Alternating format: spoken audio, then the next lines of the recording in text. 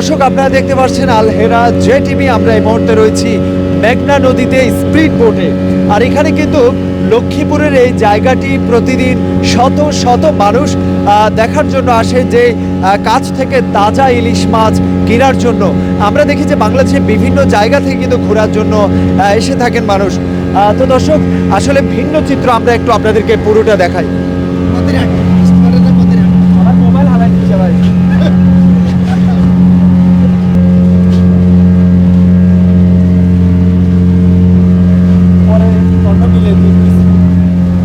মহান রব্বে করিমের যে কুলসির ফিল আরদ, জমিনে তোমরা সফর করো আর আল্লাহর সৃষ্টি তোমরা দেখো এবং মুকাজ্জিবিনদের পরিণতি কি হয়েছে, আল্লাহর যে সমস্ত সুন্দর দৃশ্যগুলো রয়েছে, আজকে সেটা আমরা রব্বে করিমের কথা আমাদের আরো বেশি স্মরণ হচ্ছে, রব্বে করিমের মহত্ব স্মরণ হচ্ছে।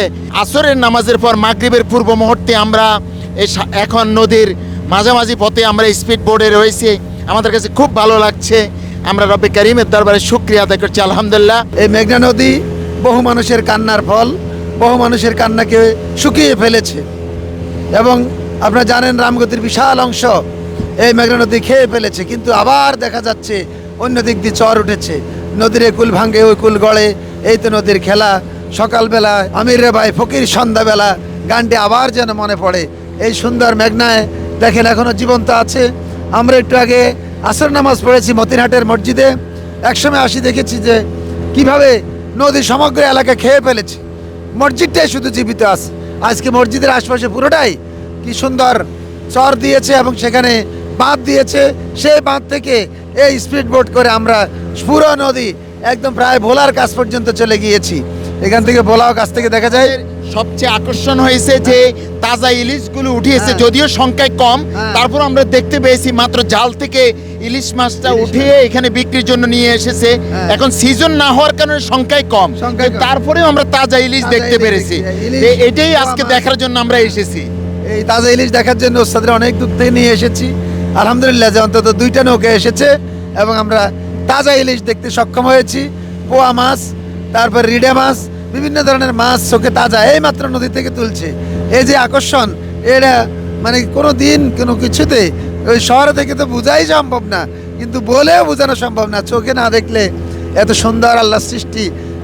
আল্লাহ রাব্বুল বলছেন সিরু ফিল আরদ সুম্মা আনজুরু কাইফা বাদাল খালক, কিভাবে সমুদ্র এবং নদীর এবং জমিনকে আল্লাহ রাব্বুল আলামিন একত্রিবদ্ধ করে মানুষ বসবাসের উপযুক্ত করেছেন, আল্লাহর সেই ঘোষণায় আমাদের মনে পড়ছে। আমার কাছে মনে হচ্ছে গত বছর আমি মালদ্বীপে গিয়েছিলাম, এখান থেকে তাকিয়ে দেখতেছি বিভিন্ন জায়গায় গাছগুলি দেখা যাচ্ছে, ওই পারে ভোলা চর দেখা যাচ্ছে, মনে হয় যেন আমরা কোনো একটি দ্বীপে রয়েছি, সেই দ্বীপটিও আমাদের দেখা যাচ্ছে।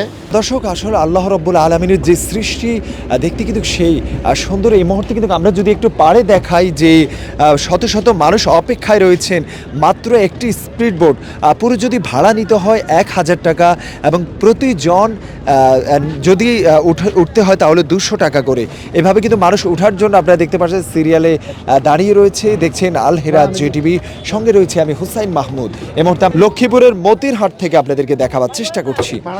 কেমন আছেন? এই তো আলহামদুলিল্লাহ ভালো আছি। আপনার বাসা কোন জায়গায়? আমার বাসা এই জায়গায়। প্রতিদিন কেমন মানুষ আসে আপনাদের এই এলাকায়? এদিকে প্রতিদিন ঈদের সময় আসলে প্রচুর পর্যটক আসে এদিকে। বেশিরভাগ মানে কোন শ্রেণীর মানুষগুলো আসে এখানে? এদিকে বেশিরভাগ কর্মজীবী মানুষগুলো আসে, ঢাকা চট্টগ্রাম যারা থাকে, বাসায় থাকে না সব সময়, ওই সমস্ত মানুষগুলো বেশি আসে। আচ্ছা, এখানে আসার মূল কারণটাকে মানে আকর্ষণীয় জিনিস কি আছে এখানে? এখানে আকর্ষণীয় জিনিস হচ্ছে যে মেঘনা নদী দেখতে আসে, আবার প্রচুর পর্যটক আসে ঈদের সময় আসলে, ওই হিসাবে প্রচুর মানুষ আসে এখানে।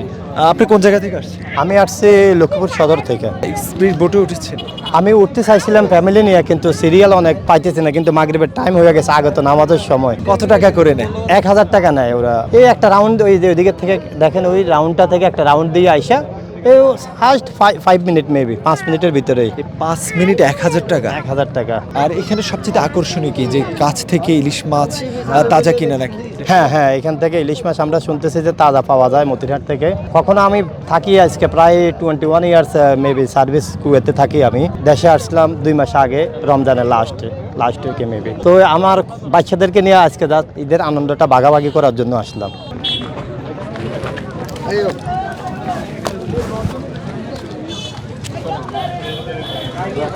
কষ্টটা একটু পোষায় দিন। যাইতে পারে, চোখের পাওয়ার আসতে, চোখের হামলা চলতেছে, চোখ যাবে না। এটা আসতেছে যান ভিডিও নিয়ে ভালো একটা দেখলাম ইয়ে রে